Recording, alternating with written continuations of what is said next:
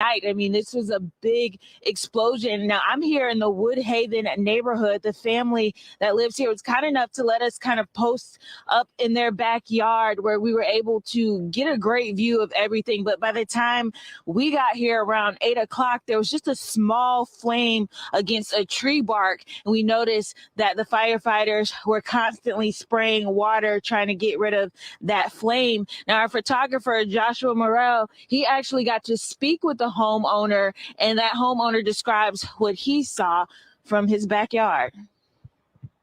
There was a train going over the bridge, and also there was just a huge bang, and then explosion. Flames went 50 feet in the air, to the treetops. I watched a shockwave go across the yard and felt it hit the house, and the flames were just going until they got here and started. It was just an inferno. Unbelievable. He also went on to say that some of the fire was on his property line, so he was worried that his house might catch on fire. But we can say his home and the rest of the homes in this neighborhood are fine. The power that was lost is now restored, and he's back in his home after being evacuated for a brief time. For now, reporting live in Glenville, Taniqua Penix, News Channel 13 with coverage you can trust. Rachel? Tia, thank you. We are learning breaking new information about the driver of the crash as well. Glenville police sent out an update to our newsroom minutes ago saying the driver is Sylvester Basil Jr. from Texas. Police say he suffered severe burns to his hands and face. He was airlifted to the Westchester Burn Unit by LifeNet. Police say the driver was making a delivery from Pennsylvania to somewhere about an hour north of the crash. And police on the scene said the driver was able to walk himself to the ambulance. But they add he was lucky to escape his truck. As you can see, the flames here and that train still moving over the burning bridge. The town supervisor says no homes were damaged. Nobody else was hurt. The flames, again, 200 feet in the air as it happened, and flames sustained at 50 feet during the burn. At the scene, we also spoke to a police officer who said this fire was especially difficult to fight. He said the explosion shook the entire neighborhood and they dealt with power outages earlier tonight. Most of those have been restored. He spoke to the difficulties that fighting this type of fire comes with. It's a different type of investigation when you come upon an accident like this with a truck that's full of potential flammable gas. We didn't know and still don't know whether or not there's still tanks that are on the truck or on the trailer that are still full. So they got to make sure they get the fire out to lower the temperature so that no other explosions occur, which I think they've done a great job doing. He also spoke about just how far the truck was wedged underneath the bridge, adding he wasn't sure how fast that truck was driving before the collision. Both Maple Avenue and the bridge above it will be closed for the rest of the night, and the town supervisor, Chris Ketzley, says expect that closure to last. He says the bridge will need to be inspected before it's used again. The crash happened around 6:30 tonight. Cleanup has been underway ever since. Ketzley said there was an evacuation order initially after the explosion. The evacuation for the surrounding area was a precaution because there's still fuel in that truck right now, whatever that is. It's not fuel as far as liquefied, so there's no environmental impact. No need to evacuate for that. But there's concern there'll be additional explosions until the fire is under control. Again, encouraging people to avoid the area tonight if at all possible. Let's talk about how weather plays into this. The two things that you don't want to battle when you're dealing with fire is heat and wind. Both of those things make it very difficult to fight flames, which is something I learned from my experience covering fires in my last two markets and here as well. As we take a look at our satellite and radar image here, we're going to zoom in on Maple Avenue, and I'm going to walk over to the weather wall to point this out as well. You can see kind of that red line across your screen. Glen Ridge Road is up here. This is Maple Avenue, and the bridge is right about here or so. So the good news, no rain they have to worry about, no snow they have to worry about, and no heat. The cold temperatures tonight, a lot of blue across this map here, and this is how cold it's going to be as we head into tonight, and the direction of the wind as well. That's the arrow. By 6 a.m., it's going to be in the teens, the wind moving to the southwest here, and the winds aren't overly blustery or overly gusty. So if you kind of smell the burn or smell the smoke, it's not going to drift very far before it starts to dissipate, and that's what we've been seeing. 26 degrees as we hit the noon hour tomorrow. Again, that wind staying roughly in that direction, getting up to the mid-20s tomorrow. So as they're out there looking at the bridge, inspecting it, no heat that they have to worry about, but it is going to be on the colder side. Gusty winds right now. This is what we're looking at. More gusty conditions. Catskill, Albany, breezy, I would say more than gusty. But out towards Glenville, Amsterdam is probably the closest number we're going to get here. Only 9 miles per hour. So an easy wind to deal with here tonight. It's going to go down even more, 4 miles per hour by the time we get to 6:45 tomorrow morning, and staying on the lower side across the entire capital region heading into Friday night and afternoon as well. Staying low as we head into Friday night and start our weekend. Current temperatures right now are cold. This is your straight temperature without the wind chill. 21 degrees at Albany right now, 20 in Kinderhook, 17 in Voorheesville, 18 in Bennington, 11 in Westover. Again, straight temperature, no wind chill on this map. 18 in Glens Falls, 16 in Ballston Spa, 14 in Johnstown, 14 in Duanesburg, 16 in Cobleskill. Coming up in my full forecast, we're going to break down your Christmas forecast and what you might want to plan for as we head into the weekend, the chance for some rain and some snow. Let's get back, though, to this scene. This is a live look at the Glenville crash scene here on, this is Woodcrest Drive and Maple Avenue. A truck crashed into the Maple Avenue Rail Bridge just after 6:30 tonight. If you're just joining us, there were massive flames. An explosion shook the nearby area. The Glenville town supervisor telling us the tanker truck carrying some type of compressed gas, propane, or compressed air.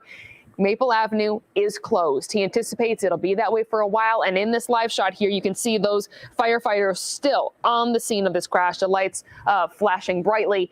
He says people should avoid the area. The bridge will have to be inspected before it is opened again. And Nude 11 getting a new look at that explosion from multiple angles, and viewers who have sent in their own videos.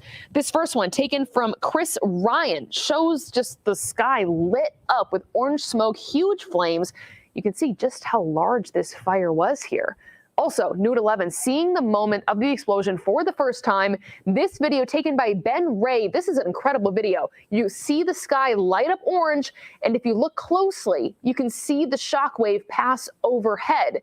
Ben Ray, again, a viewer, was driving on I-87 South just past the exit 13 ramp. Just an incredible shot of that there. The shockwave is amazing. If you have any videos or photos, thank you to those of you who have sent them. We love to see more. Please send them our way, either email or on our Facebook page.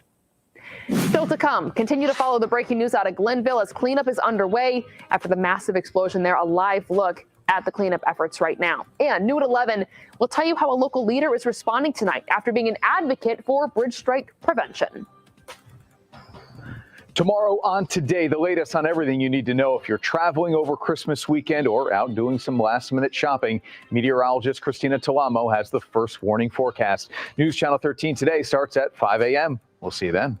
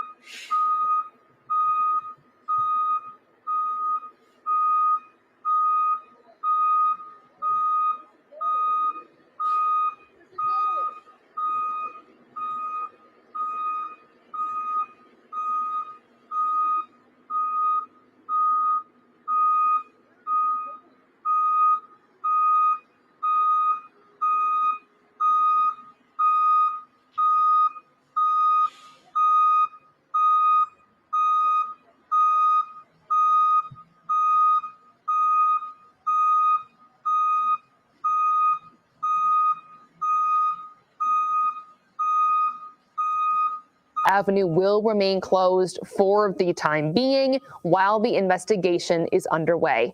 While responding to the scene of a crash, Glenville police say the chief of the Thomas Corners Fire Department was involved in a crash. Police say the chief was heading north on Maple Avenue with his lights and sirens on. They tell us a car was ahead of him. They were heading in the same direction. The car tried to turn into a driveway as the chief was trying to pass on the left. Police say he crashed into the car. 3 people inside the car were hurt. All 3 passengers were brought to Albany Med. As news of this bridge crash was coming into the newsroom, I reached out to Assemblyman Angelo Santa Barbara, who I've interviewed before about bridge collision legislation. He said tonight he's deeply concerned about this incident. He also said in part, quote, "This incident reinforces the importance of the bill I co-sponsored, now signed into law, which mandates the Department of Transportation to report bridge collision information. The law aims to address the alarming number of accidents, provide data for innovative solutions, and enhance safety features near bridges. Tractor-trailer collisions with low bridges have become a pressing issue, causing damage, disruptions, and endangering lives." We continue to receive photos of the explosion and the scene immediately afterward. This photo from Bridget Stapleton shows heavy smoke and flames there. A nice shot from Bridget there. If you look closely, you can also see the train passing by on the bridge in that video that we showed you earlier. That's that same train there. The photo from Nancy Pierce, this next one, shows massive flames erupting miles away. This was taken from Mohawk Harbor. A scary shot there, but we appreciate you sending it to us. Now, the chief of Glenville Police was on the scene. He said the train that was on the tracks when the truck hit, it could not stop, and the cargo was not damaged. He said it's currently not clear how fast the truck was going, but that stretch of road is 40 miles per hour. He said the driver, who again has been identified as Sylvester Basil Jr. from Texas, was not from the region. He did not know about the height limit. And again, we should clarify, this is Maple Avenue, not the Glen Ridge Road Bridge that is so infamous in this region. The driver was headed north, was coming from Pennsylvania. The truck actually made it quite far underneath the train, or underneath the tracks. So it probably hit it at quite a lot of speed. And the individual, the driver, said he never saw the sign. So he saw the train, the overpass at the last second. Now, police say he sustained third-degree burns. He was hurt especially in his hands and face. Still ahead, we will hear once again from Taniko Penix, who has a good view of the cleanup efforts out in Glenville tonight. And taking a live look from Schenectady, the CDPHP first warning camera, 12 degrees with your wind chill factor there. We're going to break down your holiday forecast after the break.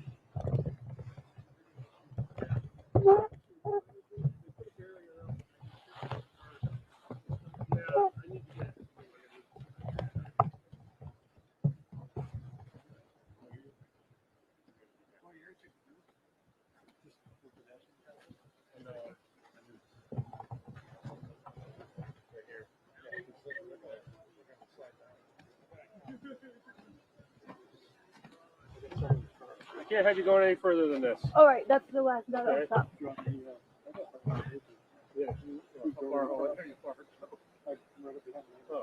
I moved up. Yeah, right from this side. Yeah, let me go up and up. I gotta get my truck out of here at some point, but.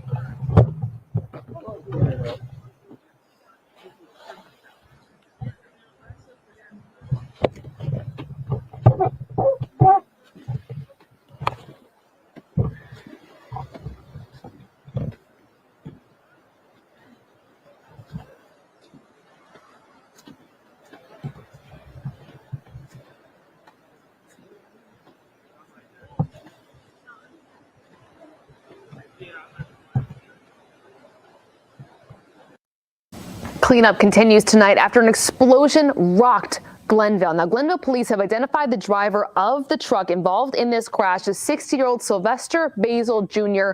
from Texas. Neighbors in this area saying they felt the shockwave just ripple through their homes.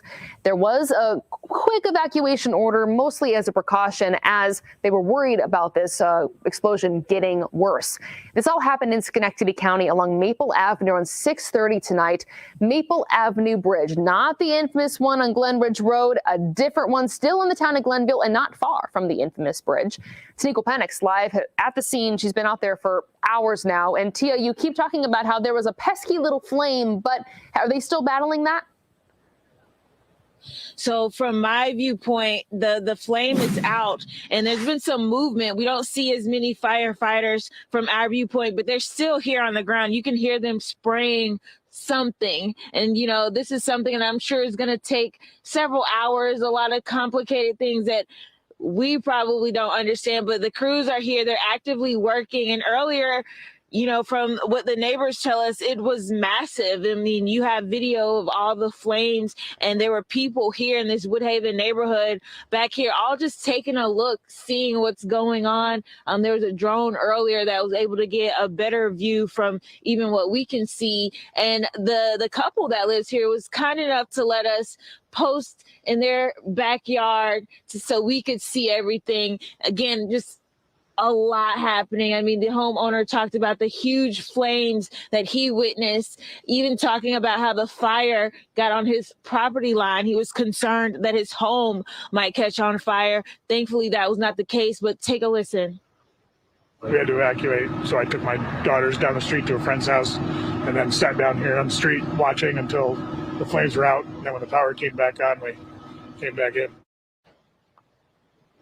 Sorry, so they're back home inside right now. Again, things seem to be settling down here, but again, I'm sure there's so many complicated layers. Just from my viewpoint, I can tell you it's not as busy as it was earlier, but I do still hear them on the ground just spraying the area. We'll have another update for you at the end of the show. For now, reporting live in Glenville, Tanika Penix, News Channel 13 with coverage you can trust. Rachel? Now, your first warning forecast with meteorologist Rachel Teedy. It's been a busy night for sure, and Tia's been out there as long with our photojournalists Joshua Morrell and Lindsay Shumway. Good work by all out there. As we take a look at Lake George CDPHP first warning camera, we talked about the winds and how the winds are not going to be as blustery as we head into the weekend and enjoying our holiday. Right now at Lake George, about 11 miles per hour out of the north. The flag is waving. I love this Christmas tree. I've pointed that out a couple times this week, but it feels like 11 degrees out in Lake George tonight. So bundle up if you're heading out there. As we head into the next several hours, we're staying in the teens here, getting up to just the lower 30s by peak heating of the day tomorrow. But when you add in the wind chill factor, it's going to feel quite chilly. Starting off the day in the single digits, it's going to feel like 8 degrees, 7 degrees at 5 and 7 a.m., teens by 9 a.m., and then we warm up, but getting up just to the lower 30s and the mid 20s. So grab the heavy jacket. It's time, first day of winter, and it feels like it. Your satellite and radar image here. We have mostly clear skies across the area here tonight. No snow to worry about, no rain to worry about, and nice weather is going to persist. As we take a look at our wind gust speeds, like I said, dying down here as we head into the early morning hours, which is good news for the fire crews out there tonight. But maybe the super cold weather, not ideal. At 9 o'clock, we talked about how I was going to ask if that was going to cause an issue. I asked Tanika Penix to ask for me out on the scene, and she said the super cold conditions, the fire crews told her, do add an extra element that they have to battle, the water freezing on the ground, creating those slippery conditions. Your hour-by-hour forecast here, 11:15 Thursday night, mostly clear skies. Clouds will stay out of our way as we head into the midnight hour of Friday. By commute time on Friday, clouds have moved in just slightly, but not causing any issues with rain or snow. Clearing out by lunchtime on Friday and staying that way for the dinner time hour for the most part. Heading into your weekend, we have a mixture of sun and clouds by Saturday morning. By lunchtime on Saturday, things staying mostly dry, but by 1:15 or so, we start to see some scattered showers, rain and snow playing a factor here. Stays that way heading into the early morning hours of Sunday, but I would not cancel any plans because of this. It's going to be be light and far and few between. For Christmas Day itself in Albany, it's going to be not cold, but not warm. Let's say warm for Christmas. 45 degrees, mostly sunny and pleasant. Not a white one for most of us here in the capital region, but don't forget to leave the cookies out for Santa. For tonight, 14 degrees, mostly clear and cold. For tomorrow, 32 degrees, less wind. It will feel colder than that, though.